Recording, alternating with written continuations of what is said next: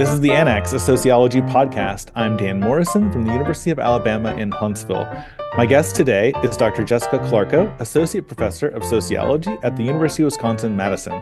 Jessica is the author or co-author of 4 books, including Qualitative Literacy, a guide to evaluating ethnographic and interview research with Mario Small, published by the University of California Press in 2022. Negotiating Opportunities, How the Middle Class Secures Advantages in School, Oxford University Press, 2018, and A Field Guide to Grad School, Uncovering the Hidden Curriculum, Princeton University Press, 2020. Calarco is here to discuss her latest book, Holding It Together, How Women Became America's Safety Net, which is scheduled for release June 4th, 2024, with Portfolio Penguin. Today on the Annex, the many ways American society traps women and sells myths that harm women and their families. Stay with us. All right. Well, Dr. Jess Calarco, welcome to the Annex. So good to see you. Good to see you too. Thanks for having me. All right. Well, Jess, you bring together a lot of data in this book, as well as drawing on the work of other scholars who discuss concepts and processes like intersectionality, neoliberalism, care work, and linked fates, among other things. And among these concepts, you develop perhaps 2 stand out as a through line. First, the DIY society and the motherhood trap. Could you unpack those for us to start? Sure. So when I talk about a DIY society in the book, I'm essentially talking about a society where people are expected to manage their own risks with little or no support from the government. And in practice, that means things like low taxes, especially on wealthy people and corporations, little or no regulation of industry, kind of emphasis on corporate profits, and limited investment in things like the social safety net for supporting people in managing the risks of their day-to-day lives. And so since the 1930s, I talk about in the book, corporate elites and their cronies have essentially tried to promote this kind of DIY model as an alternative to the kind of social safety net that many other countries enjoy. And we can trace this back to kind of reaction to the New Deal and to efforts to try to bring in these neoliberal ideologies that were being developed at the time as a way to push us in a different direction and wrap those in many cases in propaganda campaigns, things like General Electric Theater, which was a television program hosted by Ronald Reagan that was used to kind of promote this model of society, this idea that we don't actually need a social safety net because we can take care of ourselves, and maybe even a little bit more perniciously, that we'd actually be better off without a social safety net because in the absence of one, we're actually more likely to make those good choices that will keep us safe. And so that's kind of this idea of the DIY society that is kind of the foundation for many of the social policies that we've pursued as a country, particularly over the last century. And in terms of the motherhood trap, so what I'm talking about here is it's one of the key mechanisms that the US uses to force women into exploitation. And so kind of the key argument of the book is that the US has managed to weather the challenges of trying to be a DIY society, because you can't really DIY society. We need support from each other. We need support from the government. But we've managed to make it look possible by pushing a lot of the risk and responsibility that comes with that DIY society onto women to manage instead. And I talk in the book about how, this kind of exploitation, can hit many different people in many walks of life, but it disproportionately falls onto mothers, and particularly mothers of young children, because in the absence of things like universal paid leave, universal affordable childcare, and in the presence of gender norms that treat women as the natural best caregivers for children, mothers of young children can be easily forced into doing a disproportionate share of the unpaid and underpaid labor, and also into filling in gaps in our economy and gaps in our social safety net. So we know, for example, that women hold 70% of the lowest wage jobs in the US economy, and that many of those are mothers of young children, in part because of punitive work requirements attached to our welfare system, and also in part because when you're a mother with young children with caregiving responsibilities, those jobs are often the kinds of underpaid jobs in the caregiving economy are often the best ones available to you, given the limited care options that we have. And so I talk in the book, for example, about one mom who I call Brooke, who actually never thought she was going to be a mom. She never wanted to be a parent, in part because she'd grown up in a family with a lot of volatility. Her parents were not in a happy relationship, and so she kind of said, I don't really ever want to have kids of my own. And yet she accidentally got pregnant in college and was planning to get an abortion. And her boyfriend's parents at the time even offered to pay, but then her own parents found out, and her mom persuaded her that she should keep the baby, that they would help her raise the child.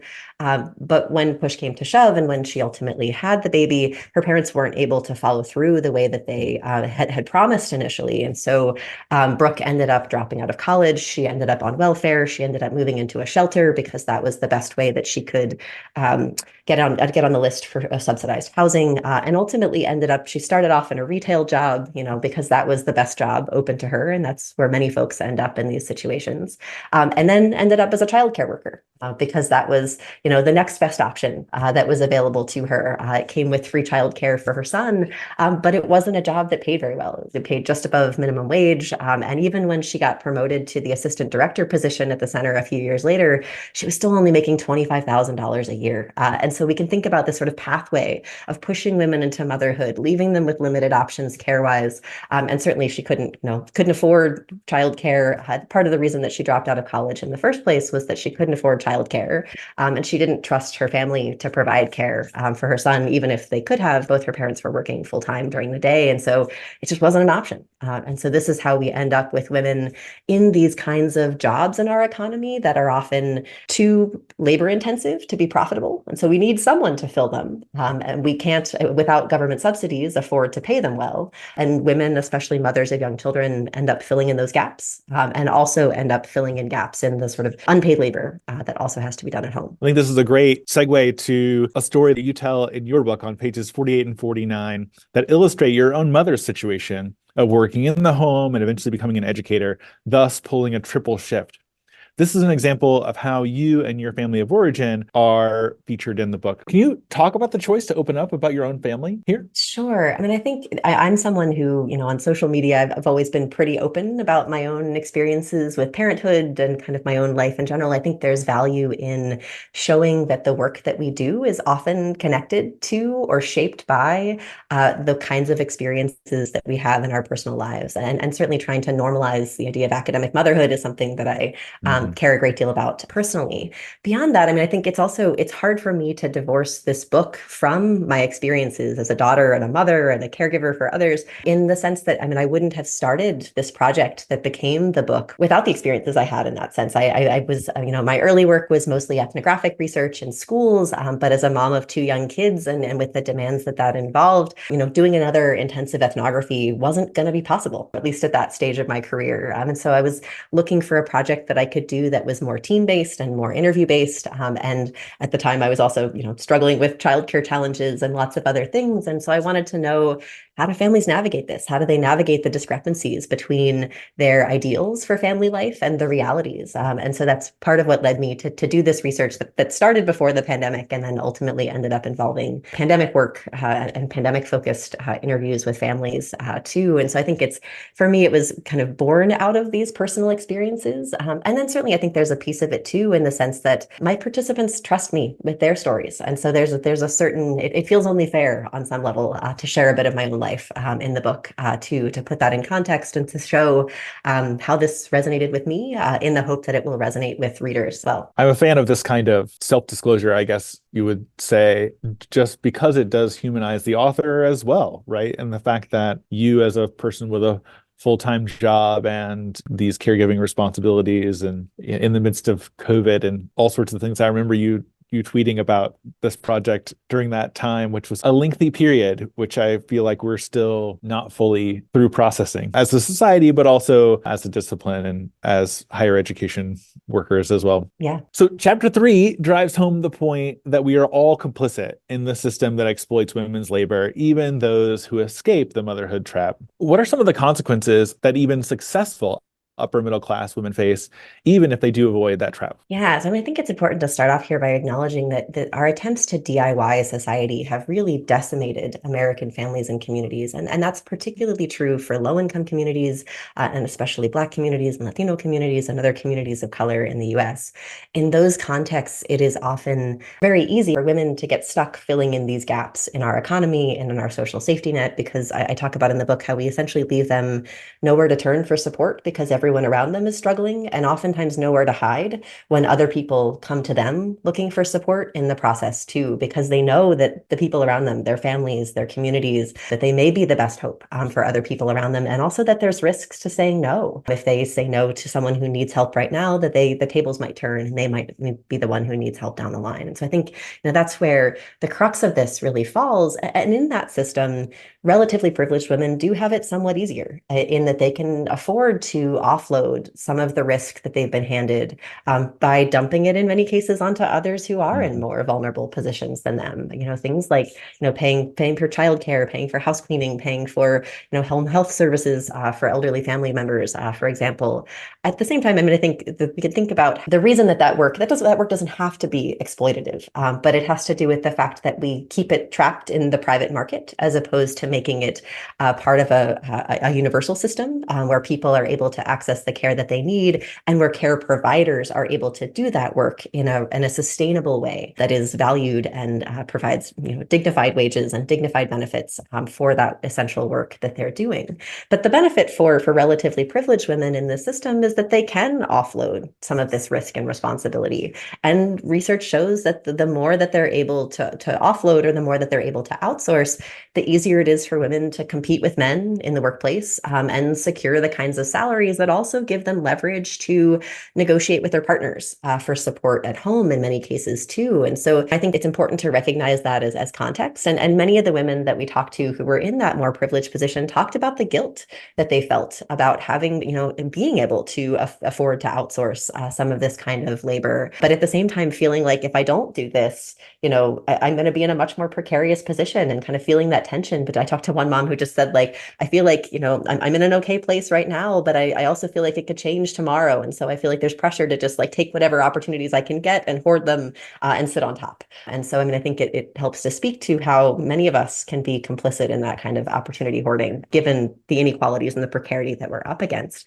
And to that end, I think part of the push that gets women to kind of get past that guilt of complicity is that even relatively privileged women, even if they can outsource some of the risk, are often still drowning, in part because the sort of our attempts to be this DIY society have left all but the wealthiest families among us with more responsibility than we can easily manage, even if we're outsourcing some of it. And because what's left over after that outsourcing often falls to women, even when men are available to fill in those gaps. And so I talk in the book, for example, about a mom that I call Virginia, who's a tenure track professor at a leading research university, and she makes about $75,000 a year. Her husband, Charles, is a middle school math teacher, and he has a master's degree, and he's only making about $45,000 a year. So she's the clear breadwinner in the household, but she's also the one with the more flexible job. She can work from home. She can, set her own schedule to a degree that her husband can't. And so she oftentimes ends up as the default parent. She's the one who ends up staying home with their kids when they get sick, or during COVID, she was the one, especially after her husband's school reopened, she was the one who kind of managed when her kids' preschool kind of kept shutting down repeatedly for COVID. And on top of that, she's also part of the sandwich generation. She's the one who kind of fills in the gaps for her elderly parents, particularly after her mom was diagnosed with Alzheimer's and was sort of unable to do a lot of the family caregiving and the family responsibilities and just day-to-day things that she'd previously taken care of. And Virginia talked about how in the context of their family, her dad and her brother could have taken on more, but it fell to her. And she recalled this one conversation with her brother that initially felt really sweet, but that ended up leaving her with a sort of sour taste in her mouth. She talked about how he, like, at a family gathering, like, sat down and gave her a big hug and told her, like, I'm really sorry this happened, but it's all on you now. You're the matriarch and it's all on you. And she was like, oh, that's sweet. But then she's like, oh, wait, I don't know. Like, does it have to be all on me? Does it have to be that way? And so I think it pushes us to think about how we sort of allow women to be the default in these kinds of situations, even when they don't necessarily have to be, when there are others who could step up given the circumstances that they're in. That story really hit home for me as someone who has had an academic job for a while and moved here and there. And the impacts on our family have been pretty significant. I do have a spouse, and that person has done a lot to make my career possible and continues to do that. And so those of you who are academics reading the book, you will probably find a lot that resonates with you, whether you're a mother or a father or just anyone who's in a partnership in this society that really relies on a lot of exploitation because we've DIY'd it, and actually called that freedom too, right? There's a notion that the definition of freedom is not relying on government support. in order to manage the riskiness of life, which everyone is subject to, but some Mhm. more than others. Exactly. All right. Well, we mentioned COVID earlier, and you did do some tweeting through the through the COVID pandemic. But what was it like to do this work in the midst of that pandemic when you had your own household tasks and caregiving responsibilities? I mean, I remember we have one child in our house, and there was Zoom school, and there was check-ins with teachers, and there was constant concern about masking and distancing, and folks were on top of each other that they wouldn't normally be if there was a schooling in person and so forth. So take us inside the process of this during the pandemic. Yeah, I mean, so my team and I had been in the field with this project since 2018. This originally, or Mm, this originated as a study of sort of the best laid plans of parenting. I was interested in understanding how do families develop the ideas of the kinds of parents that they want to be, and then what happens when things don't go the way that they plan them to, and how do they cope with that? How are those ideas shaped by the people around them? And so in 2018 and 2019, I'd worked with a team of undergraduate and graduate students to recruit 250 pregnant people from prenatal clinics in Indiana. They all identified as women, so I talk about them that way. But we asked them a pretty extensive survey about all kinds of things that they planned to do with their new babies when they were born. And then we followed up with those same moms at 6 months and 12 months and 18 months postpartum. And so with both surveys and interviews about their experiences with parenting. And we were still in the field with those interviews and surveys when the pandemic hit in early 2020. And even with those kind of pre-pandemic kind of continuing project interviews, it became very apparent very quickly how much of an impact the pandemic was having on families with young children, and particularly on the moms within those families. In many of the couples that we talked to, couples didn't even talk about who would be the one to kind of sacrifice their paid work or their other responsibilities to care for the kids when childcare centers or schools shut down. It was just sort of moms by default, as it often is in those kinds mhm, of mhm. situations. And certainly at the time, I mean, I had my own, my kids were 5 and 2 at the time. So my oldest was in kindergarten and my younger one was in childcare. And both, their schools shut down. And so that was challenging on lots of fronts in the sense that at the time we were living in this relatively open plan house where there were no doors really on the first floor. And so my husband's office was on one side of the house with no doors. And then I was in the kitchen set up with my like standing desk at the countertop with no doors. And then there was a sort of kids play area in between. And so it was literally just like kids running circles behind us through Zoom calls for many, many months during the early pandemic. My team and I decided early on that we really needed to gather more data given the stories that we were hearing. And so Mhm. we ended up going back to those original families that we'd been following and inviting them to participate in pandemic focused surveys and interviews. And I kind of didn't expect much. I kind of expected that a few people would maybe be interested in talking to us. And it ended up being the most overwhelming response rate that I've ever gotten with any study I've ever fielded. And so really like everybody wanted to talk. And so I Wow. think we ended up doing, and certainly not everybody, but we ended up doing 65 interviews in 4 weeks. And so it was a time when it was a bonkers amount of data collection in kind of from mid-May or from mid-April through kind of mid-May of Wow. 2020. And so it was just this kind of intense level of data collection. And I was tremendously grateful to have a huge team of graduate students and other folks who were helping me to manage the project at the time and to carry out these interviews. The ones I was doing, the kids were often,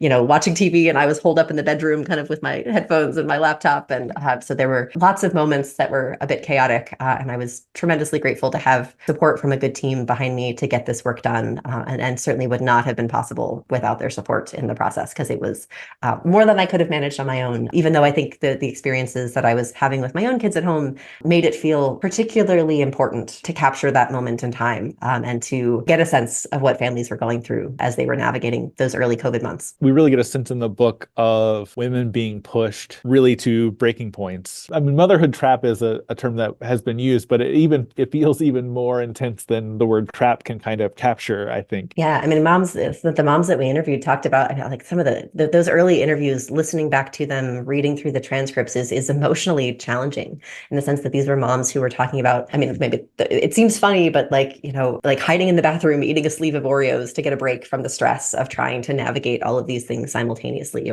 or on the flip side of things, sort of the deep fear and uncertainty around having Mhm. family members who were in places that were hit hard during the early stages of the pandemic, and kind of losing family members. I mean, I think there was a lot of loss, there was a lot of hardship, there was a lot of fear and uncertainty, and certainly a lot of frustration with our sort of lack of support for families in those moments. And so it was a deeply challenging time particularly for families with young kids and often, especially for the moms in those families.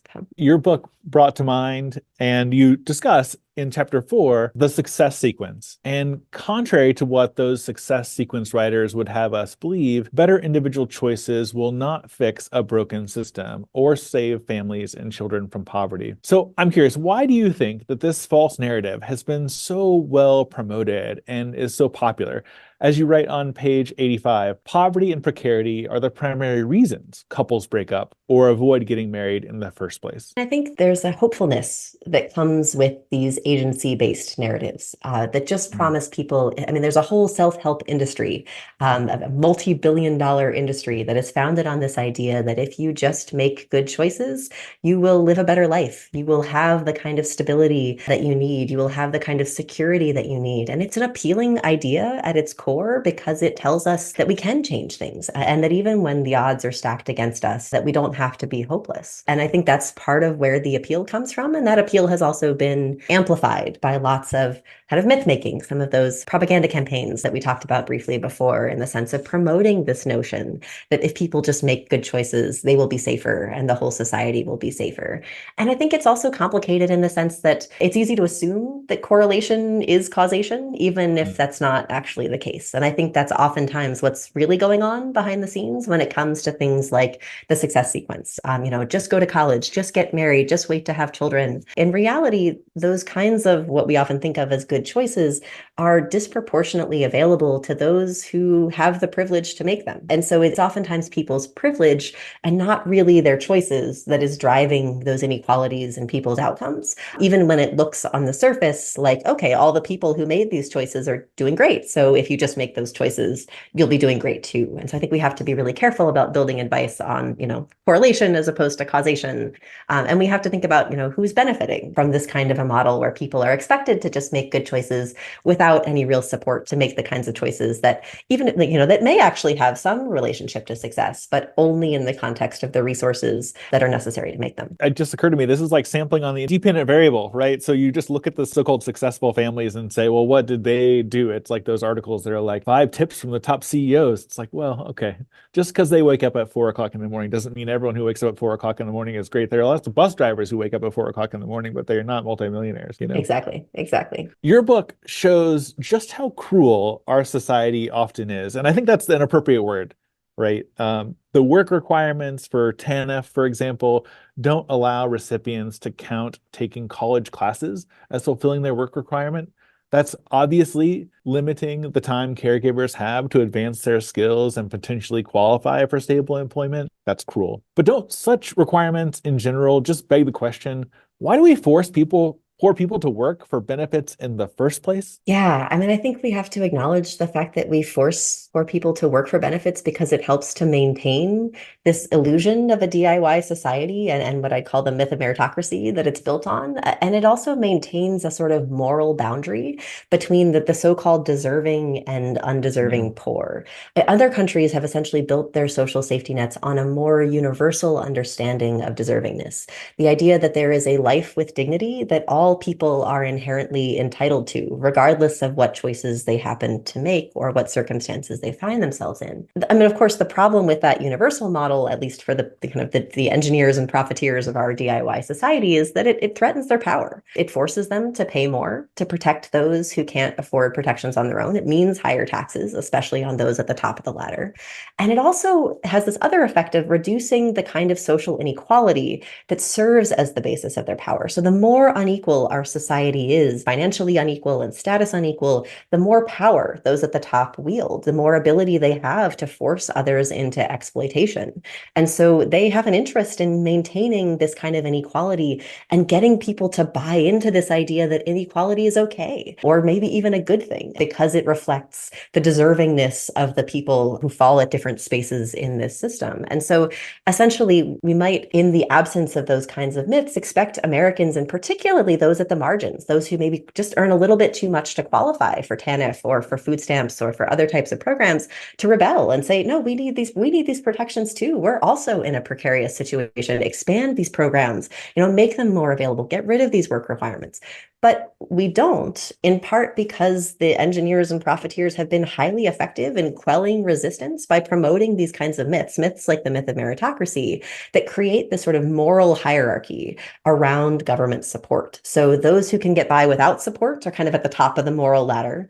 Those who need support but can prove their deservingness are kind of, a little bit lower down. And those who can't or won't prove their deservingness fall at the bottom. Those who are sort of struggling and who, for some reason or another, are not taking these steps to show that they really deserve support. And so I think this moral hierarchy plays a key role in discouraging resistance to the kind of deeply inadequate and punitive social safety net that we currently have, by essentially allowing anyone who isn't at the very bottom to kind of rest assured in the fact that at least they're a better person, quote unquote, than people who are lower on the ladder than them. So it encourages these divisions that often translate into racism, into classism, into sexism, and get us to focus on those divisions between us and to see them as the basis of deservingness, as opposed to focusing on how a stronger social safety net would actually leave us kind of society-wise in a better place overall. Your answer reminds me of Wilkinson and Pickett's work on the spirit level, and the fact that there are so many of these gradients in health outcomes and social trust and teen childbearing and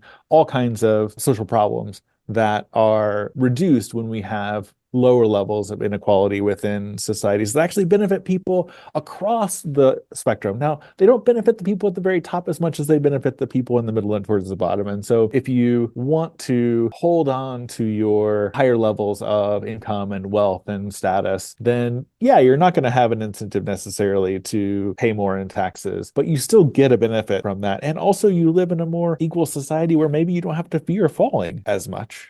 Exactly. Especially for people who are like 2 and 3 notches who are down from the very, very top. So we're talking about, obviously in our society, millions and millions of people and households. Yes. Right. I mean, it seems to me like because of the levels of inequality, we're getting, well, we already have a significantly entrenched basically underclass. And the function of that underclass, like Herb Gans said a long time ago, right, is to point at those folks and say, for those who are more in advantaged positions, like you don't want to be that if you're looking at your son or daughter and saying, hey, don't be like that person. So stay in school, kids, or make good choices, which is not going to alleviate those problems. Yep. Though we're willing to accept it, because it makes us feel better about ourselves, even as we're being hurt by the precarity that affects, as we talked about before, or even those that, relatively higher up on the system, that there is a better way. But it means sacrificing those kinds of relative advantages that we have over other people that can give us a sense of moral security, or it can also give us a sense of financial security, even relative to other people, and kind of focusing on giving yourself a leg up or giving your kids a leg up in the system, as opposed to trying to make the system fairer for all. All right. Well, I'm tempted to go to college admissions right now, but let's steer away from that. We're going to get to some more implications of these high levels of inequality in a second. But you mentioned meritocracy. That's one of the myths that you cover in chapters 5, 6, and 7. The other two are the Mars and Venus myth and the Supermom myth. And each of these support the DIY society, often trapping women. I was particularly struck in chapter 6 when you describe how increasingly progressive attitudes are not inevitable among young people, and that surveys show regressive views are resurgent, driven by Republicans and churchgoers. And in chapter 7, you profile an evangelical mother who puts her children's souls above all else, and a secular mom who sees competition everywhere in helping her children to be successful. Can you help us understand how these myths operate such that even secular, presumably progressive women are working hard in the absence of a robust safety net to secure their position, but also the position of their children? Yeah, I mean, this gets back to that idea that we were talking about before, that the sort of allure of this notion that if you just make the right choices, if you just take the right steps, you and your family will be safe from precarity. And also, these myths kind of play two roles. One is to kind of promote that promise that if you just make these right choices, you'll be okay. And then the second piece is to justify the resulting inequalities, because the system doesn't really work. It doesn't really get us to a place where we're actually stable. And so we need things like we talked about before with the myth of meritocracy to make these inequalities seem justified. And the myth of meritocracy plays a key role in justifying race and class-based inequalities. And in similar ways, the myth of Mars and Venus operates to justify gender inequalities, even in the context of the family or in the context of workplaces, where it's easy, particularly for men, to buy into this notion. I profile in the book one dad who talks about how he perceives, at least, that his wife is just happier at home, that she quit her job when they had kids, even though when you talk to her, that's maybe not actually what's really going on, that she feels some pressure to be at home and would kind of like to go back to the workforce, but the job options open to her are not the best pay-wise. And so the reality is more complicated, but in his mind, he can tell himself, oh no, she's just happier at home. And so that becomes a way that he can justify what he actually talks about them as perks. And I talk about them in the book as sort of the perks of patriarchy, in the sense that he doesn't have to sacrifice his paid time off to stay home when the kids get sick. And he can afford to go to the gym after work because he knows his wife is making dinner. And so he benefits in a very real individual way from this system of exploitation and these kinds of myths about this idea that women are just naturally better at caregiving, that they're happier in these kinds of roles, allows him to feel okay with that, with those kinds of choices that he's made and that his family has made, even if his wife isn't particularly happy with the situation that they found themselves in. She was a social worker before they had kids, and so she was making about $30,000 a year, and he works in IT and he was making about 90. And so they could have afforded to pay for full-time childcare for her to keep working full-time, but he talked about it as it wouldn't make sense for her to spend half of her paycheck finding care. And so this was, I mean, he was clearly thinking about this as a direct trade-off between, her income and they're paying for childcare in a way that a lot of dads do, even when they could very easily chip in to help cover those costs out of their own salaries too. And so I think these myths help to, on the one hand, justify these kinds of inequalities, whether it's race and class inequalities or gender inequalities in our society. And then they also help to kind of make it seem as though we don't need a better safety net. That dad, for example, talked about how he likes the idea of universal childcare in theory, but that he feels like his own kids are already getting a really high quality of support from his wife at home. And so it doesn't make sense to spend more money in taxes to pay for a system that would be a sort of poorer quality than what his kids are getting. And so it operates to sort of undermine support for this kind of, and he's a political independent. So he's not a Republican, but also not a Democrat. But he likes to think of himself as fairly egalitarian, fairly open to different ideas. And I think it suggests how these kinds of myths can operate to perpetuate this assumption that, yeah, we can,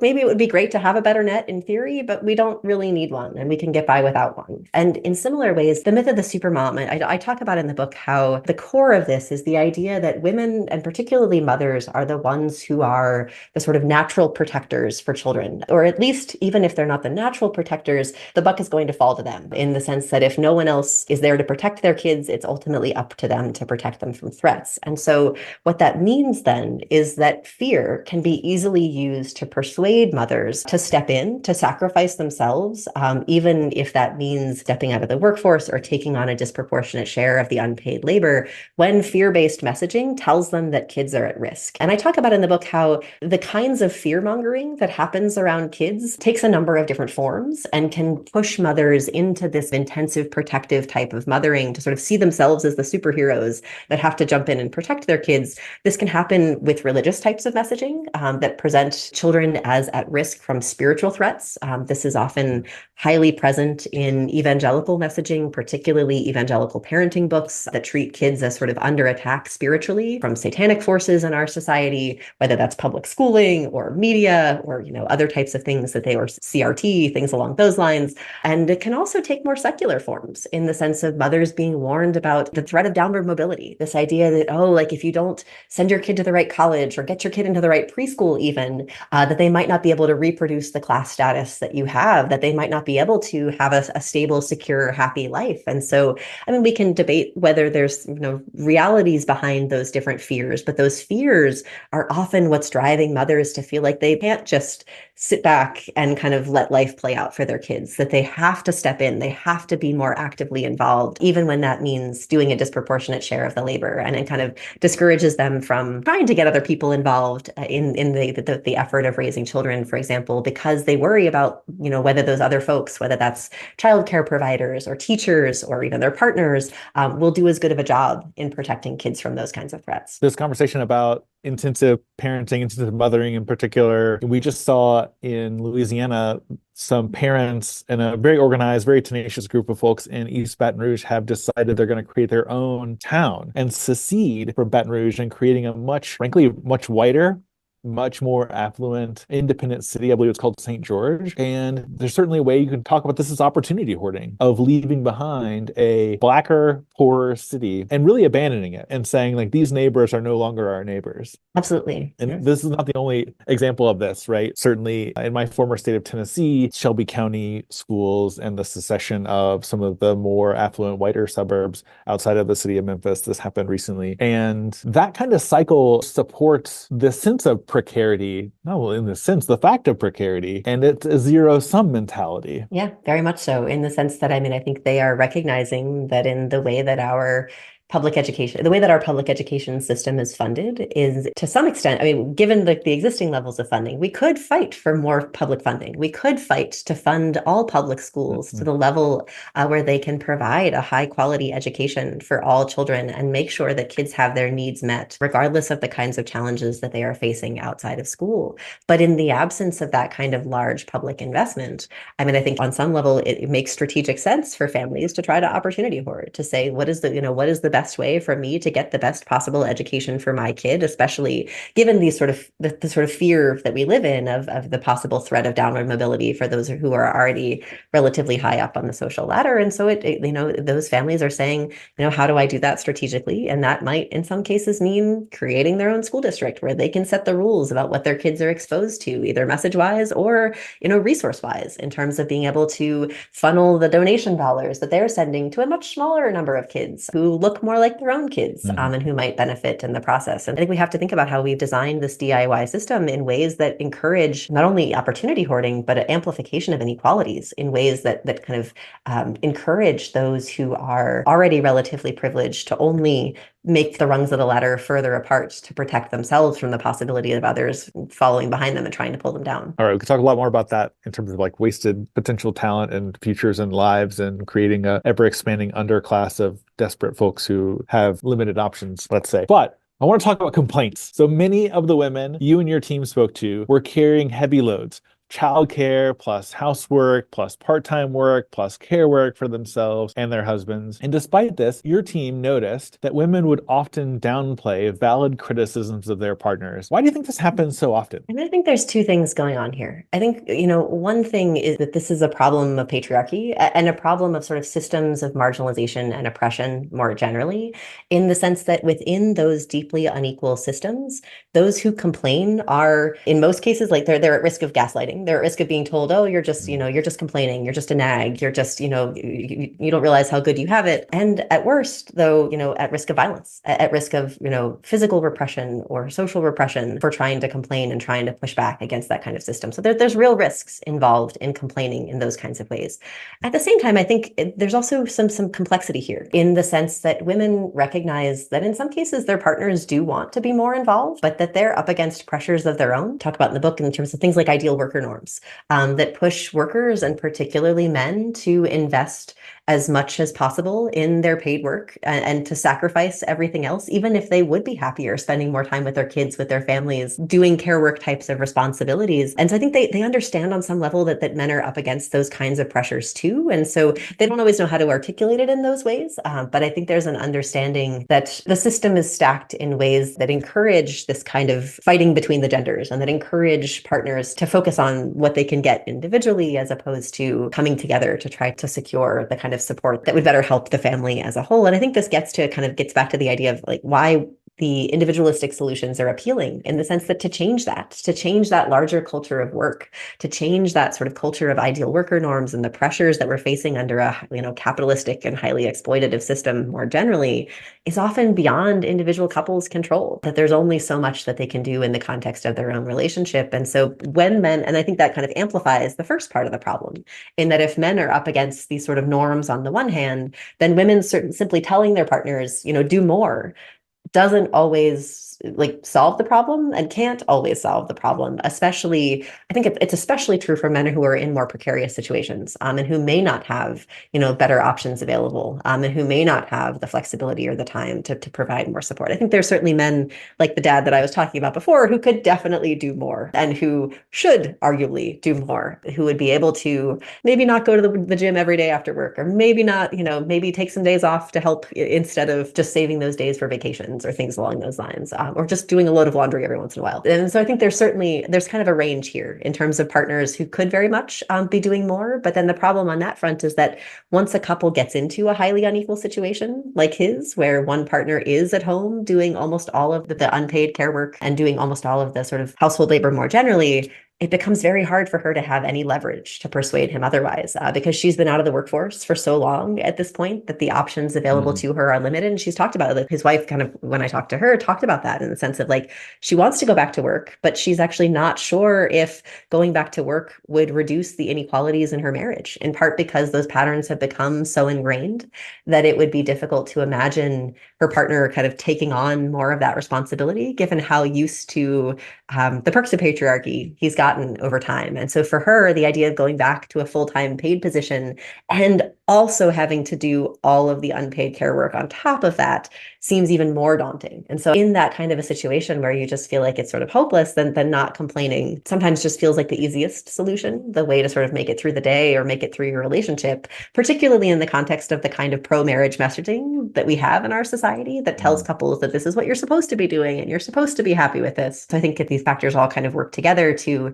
create a system where women are often discouraged from complaining, both for the challenges that they know their partners are up against, for the personal risks they face in doing so, and because it often seems kind of hopeless, given the system that we're stacked up against. It makes me think that, let's say this woman does go back into the labor force and that causes more strain in her marriage. And then let's say the marriage dissolves, right? Now you're perhaps a single parent. And so you have your job responsibilities and you have your caregiving responsibilities. Plus, you've been out of the labor force. And so you are likely not making nearly what your former husband now is making. And so these are like cascading problematic effects that could come from renegotiating divisions of labor once they're set in a household. Yeah, and certainly, I mean, I think you can think about how like yes, she and then so sometimes when I talk about this, people will say, but she'll get child support payments, and it's well, not necessarily, depending on how custody arrangements are split, and also even if that's the case, the costs of supporting two households in our economy are oftentimes very high, even Mhm. for relatively privileged families. The idea of paying for full-time childcare, for paying for food, for paying for housing, I mean, these costs have only escalated in tremendous ways, particularly in the wake of recent inflation. And so we have to be sort of mindful of what's at risk, and why those kinds of financial risks of precarity and instability, and maybe having to the point before about school districts, maybe having to move school districts because you can't stay in that super affluent school Mhm. district anymore because now you need two households instead of one. And how might the fear that plays into that discourage families from making those moves, from taking those steps to break out of marriages that are maybe less happy or deeply unequal? You know, there's lots of ways that the forces around them can push them to stay in those situations, even if they're not ideal. All right. Well, towards the end of the book, you pull back a little bit and think about the implications of this DIY society and the increasing precarity and inequality that is the structure of our society. And you argue that the exploiting class actually prefers oligarchy to democracy. So, one of the effects of having a growing proportion of our population being in such precarious situations, low wages, no safety net, difficulty in secure work, is that we also have disincentives to participating in political action and also just in asserting political voice. So those people who are at the top, the folks who are in the exploiting class, they don't want poorer people united and voting to tax them to the extent that they would have to pay for social democracy. So let's talk about more recent events. To what extent do you think recent labor movement and others are fighting to get the union of care that we deserve? Yeah, I mean, I've been heartened to see the kinds of labor organizing that has happened over the past couple of years in terms of pushing back against the kind of exploitation that comes with a capitalist system.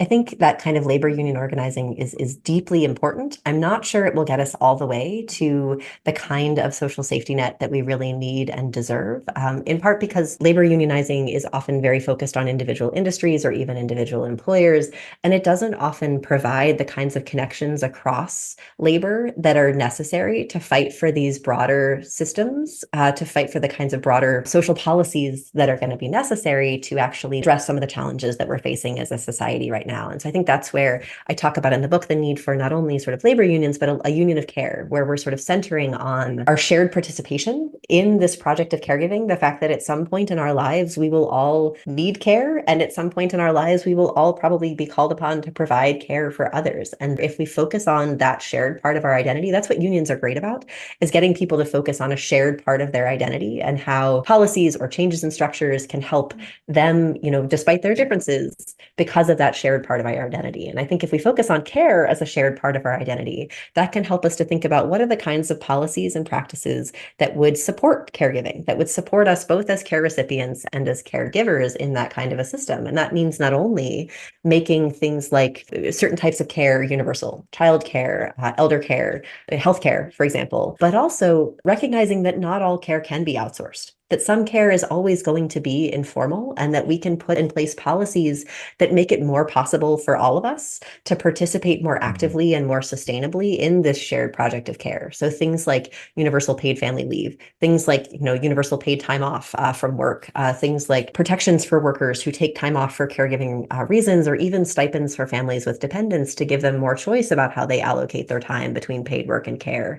That these kinds of policies recognize that care is just as valuable a part of our lives and our system as paid work, even when that work isn't part of the paid economy, because we can't possibly put all care work into the paid economy. And so we have to find other ways of valuing it and other ways of centering it in the collective work that we're doing. And so that's part of where I see both some hope on the organizing side of things, but then also a need to take things even further, to go beyond just a labor market model in terms of thinking about what it would take to fight collectively for this kind of social safety net we need. I hear a lot of solidarity there, which I like. And also, I think it's kind of amazing that the research has been done, and we know that investments in young children have a great deal of benefit. I mean, monetarily, financially, economic development and growth and things like that. But just there's also the moral case, right? And the fact that we are, as you say, all recipients and givers of care, providers of care at different points in our lives. It's inescapable as part of our human condition. And we could center care in those ways. Instead, we focus on other things. We focus on our economic productivity. We focus on our personal achievements, but we could center care. We could value care in a way that recognizes its essentialness to all of us in our lives and in our relationships and in our communities, but we don't, because it doesn't fit the kind of economic and highly profitized model that we base our society on today. Well, let's keep the imagination going and thinking about alternative ways to organize ourselves and importantly move in that direction. Well, Holding It Together is a trade publication, and you have a lot of experience writing for and speaking to public audiences in addition to your impressive record of academic books and peer-reviewed journal articles. I just said that the book is a trade book. It has a lot of lessons for academics too. This is not an airport book, although I'd be delighted to see it in airports, people reading it on planes for sure. But given all that, do you have any advice for academics who would like to reach public audiences with their work? I mean, I would argue that this is a moment where we need public scholarship more than ever, in the sense that we've seen attacks on higher education from policymakers, from pundits. This is a time when American society is questioning the value of a college degree, the value of the academy. What is the academy doing to young kids is sort of a set of concerns that is in the ether right now. And so I think this is a moment where we as academics have a responsibility to share the results of our research in ways that are accessible for broad public audiences, to help them see the value of the work that we're doing and to understand the kinds of contributions that we can make with that work. And also the kinds of, messages that, what are we teaching in our classes? They want to know. And so this is a way to give them a window into that, in the sense that these are the kinds of ideas, and to show them the evidentiary base that it's coming from, that these aren't just ideas pulled out of a hat or ideas pulled out of personal preferences, but instead these are ideas that are grounded in evidence and that are grounded in rigorous scholarship, and that can help us to cut through some of the noise that exists in our current media landscape. And so I think that's where I personally see a big role for scholars to play, and that there's risks involved with that. And I get why some folks shy away from sharing their work publicly, because of how that opens you up to criticism from pundits, from media folks, from policymakers, from people on Twitter. And I think at the same time, I do think that the more of us who are engaged in this work, the more that we can provide an example for each other of how to do this work sustainably and effectively in ways that focus on what are the core messages that we want to get across? How do we convey those in a way that is accurate and clear and engaging, and that people can translate into meaningful steps in their daily lives. Maybe not self-help types of steps, but steps in their daily lives in terms of, okay, if I wanted to get more involved, where should I turn? If I wanted to do more on this, what are the kinds of things that I could do? If I don't want to feel as guilty about this, why should I not? These are the kinds of things, if we can help people see the relevance of research to their daily lives, if we can put it in a way that is not dumbing down to folks, but instead accessible, understanding that people often come to our books, to our op-eds, to our public writings with a fairly high level of knowledge and understanding of society that may just need a little bit of extra clarification or a little bit of extra evidence to support the kinds of conclusions that we're drawing. And so I think that's where we can play a key role as scholars in helping to show what academia can do, and also helping to use evidence to help people navigate the complicated misinformation landscape that we find ourselves in right now. All right, well, that's a great plug for the value of public scholarship and being clear and on message when we're talking to public audiences. And also clarity is important when we're doing our own academic work for sociological audiences as well. All right, well, Jess, I am so appreciative of you discussing your book. I wanted to turn to banter and some other topics that aren't related directly to the text, but this one actually is. You mentioned that you did some of this work in, turning to the pandemic, and I understand you did a lot of phone calls and maybe Zooms and other kinds of things. What are your thoughts about the work environment that we're in now, where people are either zooming in, or some people have moved to different locations. They moved out of New York City, for example, and they've gone to some place with a mountain or something like that, and they zoom in. What are your thoughts about the future of work, and is Zoom going to help us? I think the remote work revolution is a bit of a double-edged sword, in the sense that it, on the one hand, does offer an unprecedented level of flexibility and control for the people who have access to those kinds of resources and opportunities, which I think it's important to note is not everyone. There are always going to be jobs that cannot be done remotely.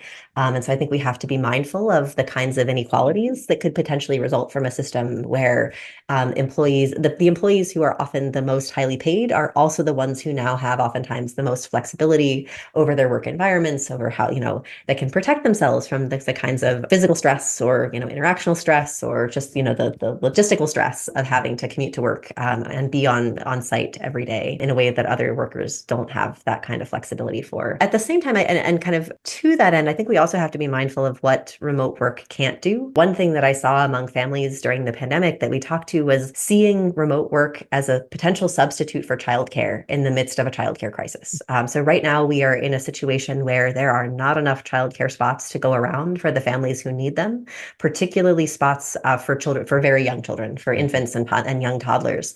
And so there are many families who say, "Oh, I can work from home now. Like now I don't actually need childcare." And many of them very quickly realize that it's not a substitute. That being able to work remotely, maybe when your infant is super tiny and sleeping all the time, but then you're also really tired all the time, like maybe that'll work for a few months. But the families who tried that often ended up really struggling, and oftentimes either with one partner dropping out of the workforce, usually mom, or going back to in-person, having to find some other form of childcare to make it work instead, because it's not sustainable. That it's almost impossible to do a full-time paid job while also being a full-time caregiver for young children or for anyone else who needs full-time care in that kind of a way. And so I think we have to be mindful about how families may feel pressure to use this as a substitute for childcare, given the high costs and the lack of spots available for childcare, but also the limitations around that in terms of what it doesn't do. And similarly, I think we have to be careful about assuming that families will always use this in ways that will reduce inequalities. So I talked to, I think one of the saddest things that came out of the research that my team and I did for the book was the way that even in some couples where both partners were able to work from home, at least part-time, in some of those cases, moms would actually encourage dads to go back to work in the office because dads were getting so angry at home. This was disproportionately, we did one of the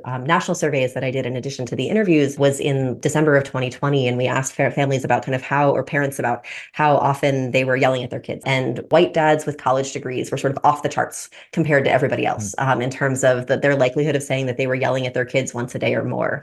And those were, I think it was something like 60% of those dads were saying that they were yelling at their kids at least every day, compared to like 30 to 40% of everybody else. And the reason for that had a lot to do with the fact that these were disproportionately men who were able able to work remotely, and who were often in that kind of full-time childcare situation for the first time. I talked to one mom, for example, who she and her husband, she was able to work from home full-time, and her husband was able to work from home a couple days a week, and they had three kids, two in elementary school and one toddler, and things were just chaotic at the beginning of the pandemic. And she talked about how the days that he was home, he would just get so angry. He was constantly yelling at the kids that she eventually told him, like, just don't, just stay at work. It's not worth having you here. Even though, I mean, it was at the same time she talked about how she gained 40 pounds in 3 months, how she had to go back on antidepressants because she was so stressed out, and how she was kind of drinking more heavily. Like, this was not easy for her, but she felt like she was the one who could protect her kids and could manage that anger, even when it was sort of eating away at herself in a way that her partner couldn't. And so it just made more sense to tell him to stay away, given the kind of emotional risk that she felt like that was putting her kids under. And so I think that kind of,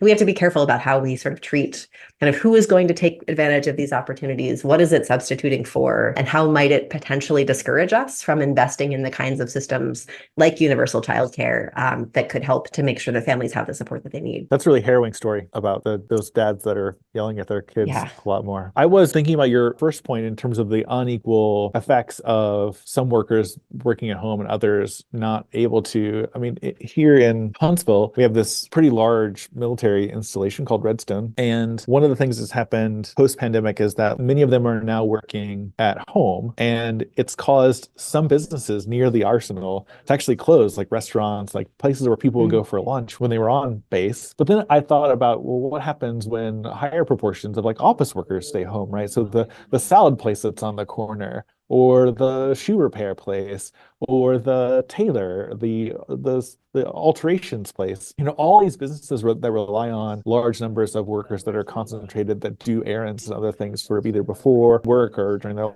lunch break and things like that, are all potentially impacted by the increase in remote work and the lack of need or less need for these sort of routine life maintenance things that office workers need. Yeah. And I mean, I would personally say that that's not necessarily a reason to push people back into the office Yeah, just true. to sustain the local economy. I think instead, if anything, it suggests that there's a need for taking care of people, regardless of how the economy changes around them. That oftentimes we treat people as cogs in a machine, that, when the economy is booming, we put in place whatever policies or changes are necessary to push them back into the workforce because we need them there. And then when the economy is struggling, we take away those supports and kind of encourage people to drop out and go back home. And so I think, right now we treat people as these cogs in this giant mechanism of capitalism, instead of saying, okay, how do we make sure that all people have what they need to live a life with dignity, whether they're getting that support from paid work or not, especially in a moment where the life world of work is shifting in such dramatic ways and in ways that may make it difficult for people to find opportunities for solid employment where they are locally without having to sort of move across state lines or across city lines, and can kind of stay within those communities where they've already built their homes. Throughout this conversation, I keep thinking about rural places because my grandparents they passed now, but they're from a very rural part of southern Missouri. And if you look at the census maps in the state of Missouri, which is a state I know relatively well, the counties that are growing are the metropolitan ones and those adjacent to major cities. And essentially the northern quarter of the state of Missouri, if you draw a line from St. Louis to Kansas City, folks north of that line, those counties lost population. If you draw a line south of Columbia, basically, many of those counties lost population. And so, work has disappeared, populations have disappeared, childcare responsibilities haven't gone away for those who remain. But all that to say, we tend to essentially individualize that responsibility for those people who are left behind. And we say, like, go to coding camp or do something that is going to invest in your own individual merit, so to speak, or human capital, instead of saying individuals aren't responsible for macro level changes in the structure of the economy. And so therefore we need a systemic social solution to this that doesn't rely on folks either taking out debt, which is how many people get their education today, or moving to a major city, St. Louis, Kansas City, other places, in order to make a living, even though those places are more expensive than, let's say, Ozark County, Missouri. Yeah, and it gets back to this idea of the DIY society and kind of the mythicalness of that, and that we tell people that, oh, you should just be able to figure it out. If you just make the right choices, pick the right college major, if you go to the right college, if you live in the right community, you'll be fine. When in reality, the landscape is constantly shifting around them in ways that people can't easily respond to, especially people with limited resources, limited economic resources, that aren't always able to make those choices as rapidly as they would need to. And so then it becomes easy to just justify underinvesting in those communities. And I think this is where, this DIY myth becomes so pernicious in the sense that it not only puts more onus on people to navigate this as individuals, but allows us to sort of feel morally secure as a society and just saying, oh, well, too bad,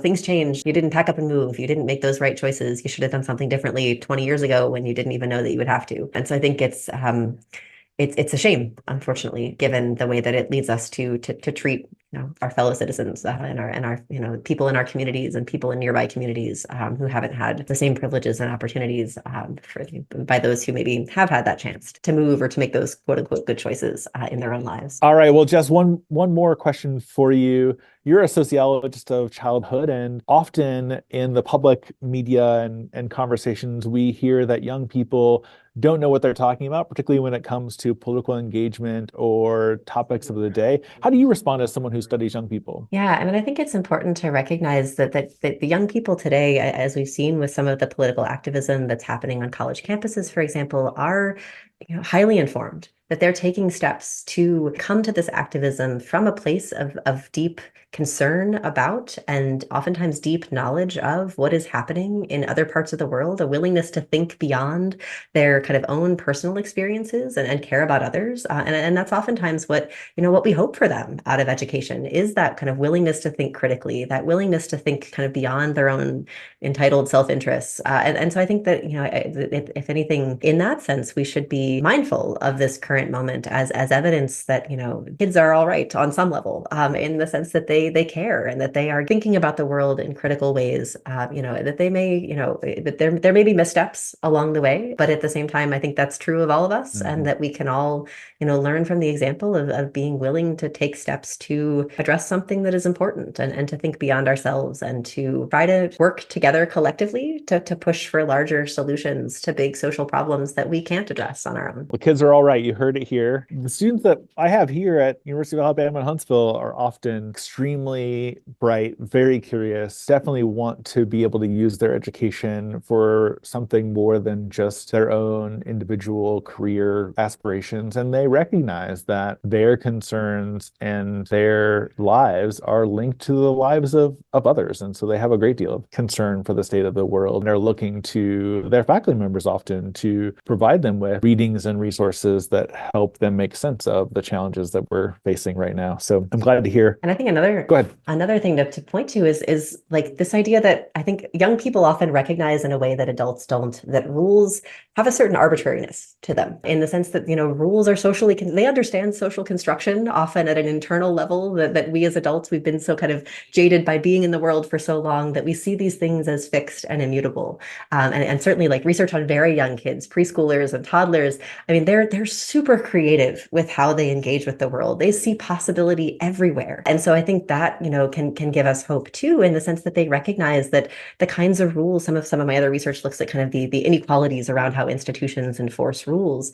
And I think young people often recognize that, okay, but we could change those rules. We could change the kinds of systems, we could change the laws, we could change the norms, and see those things as less fixed than adults might. And so I think that can also be a useful reminder to sociologists that, this social construction is real, in the sense that, and the implications of that, and then also for the broader society in terms of what it suggests about what's possible. All right. Are you saying another world is possible? I mean, maybe. Yeah, I think that's a good way to end it. All right. Well, awesome. Well, Dr. Jessica Calarco, thanks so much for joining us. The book Holding It Together is an engaging read. It is harrowing at times. You get a great portrait of the DIY society and the strains that it imposes on women right now, and hopefully some of the tools in thinking about ways that we can make things better for all of us. So thanks so much for joining us. Yeah, thank you. It was great to chat with you. You've been listening to the Annex, a sociology podcast. Special thanks to Dr. Jessica Calarco of the University of Wisconsin-Madison. Thanks also to our producer and to Joe Cohen, who directs the Queen's Podcast Lab. Music by Alina Horsa.